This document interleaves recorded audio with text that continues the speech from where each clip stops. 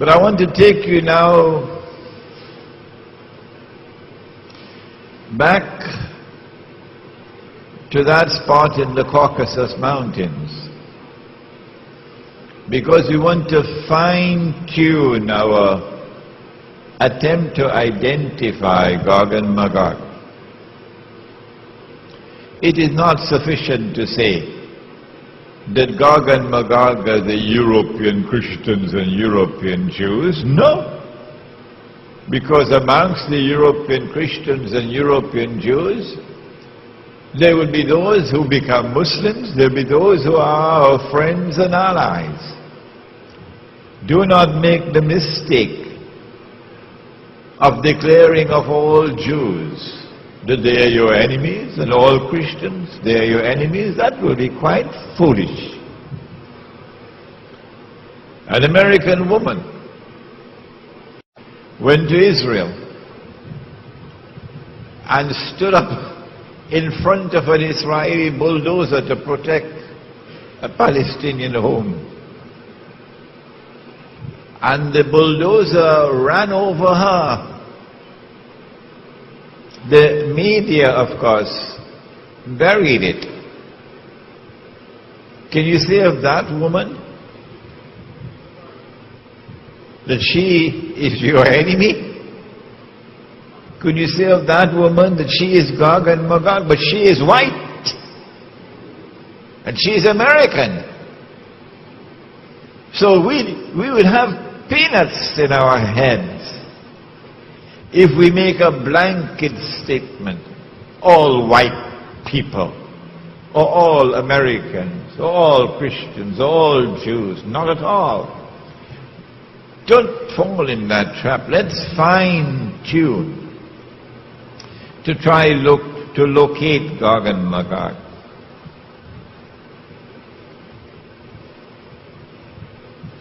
We have to go to the Caucasus Mountains. And there at the Caucasus Mountains we have to look for a people with power. There have to be a people whose power was greater than any other power in the world at that time. We have to look for a people who will eventually be moving from that northern area and moving towards Jerusalem.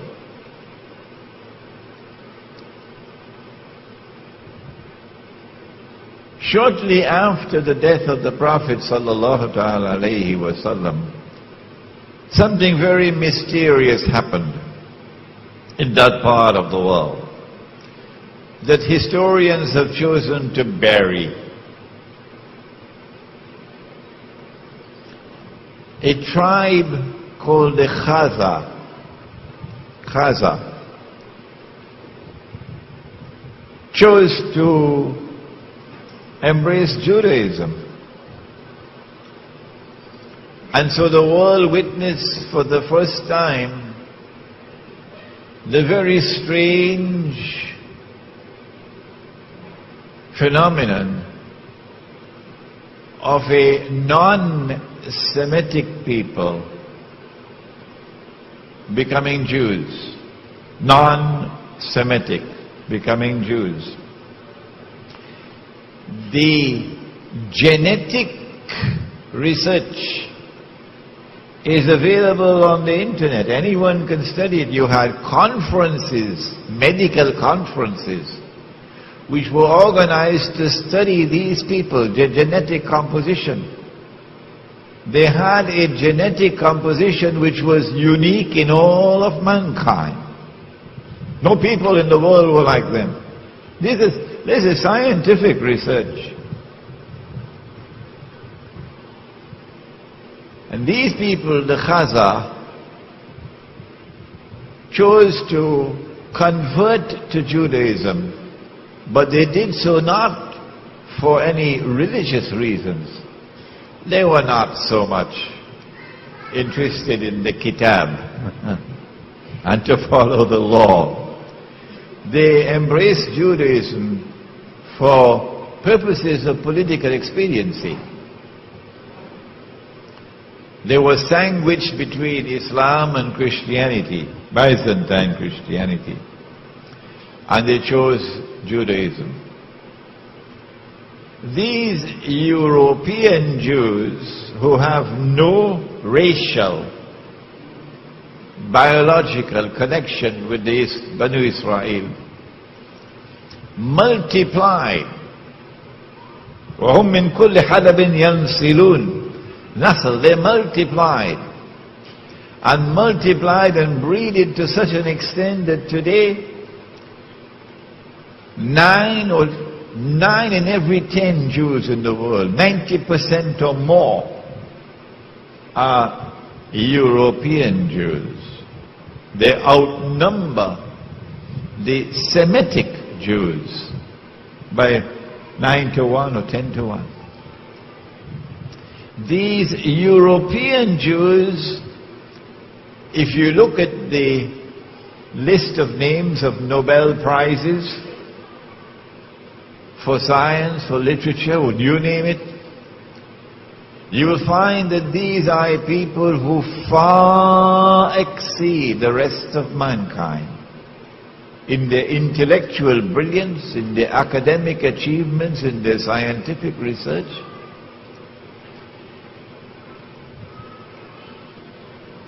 They are a people different from the rest of mankind. And then you find that these Khazar who became Jews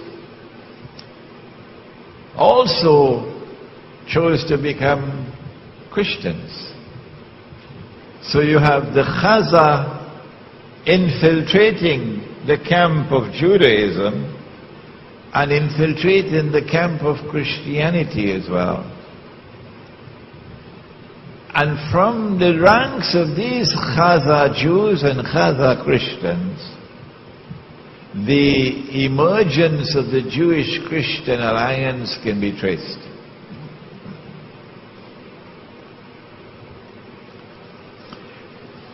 It is this Jewish-Christian alliance, Khazar, which eventually gives birth to the Zionist movement. The Zionist movement has absolutely nothing to do with Banu Israel. It is an essentially and an exclusively European achievement. It is these Khazar who, having become Jews, first Jews and then Christians, who built an empire that was the most powerful in Europe and Central Asia. And when the armies of Islam had simultaneously defeated the two superpowers in the world, the Persian Empire and Byzantium, and had emerged as the most powerful military force in the world, Khazar blocked our way. We could not defeat them. And so it would be quite correct to say that the Khazar demonstrated a military power without equal in the world at that time. It is from this part of the world that they spread out. They spread out to Eastern Europe, they spread to Russia, and eventually crossed the sea to the United States. And they are at the heart of the revolutions which transformed Europe from Christendom into modern Western civilization. They are at the heart of the Bolshevik revolution in Russia, which overturned Christianity in Russia. They are at the heart of the French Revolution, in consequence of which the back of the Christian church is broken. The prohibition of riba is now consigned to the garbage bin. And they are the heart of the creation of the Zionist movement. It is these Khazar, Jewish and Christian, who now move to the Holy Land, assisted by a strange and mysterious Jewish Holocaust. And the history of that will one day be revealed on Judgment Day. How much was their input into the Holocaust? So that you have an exodus now of these European Jews to the Holy Land.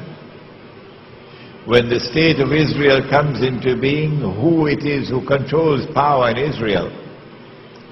Not the Oriental Jews, the darker-skinned Jews. No, they are second-class citizens. The ones who control power in Israel are the European Jews.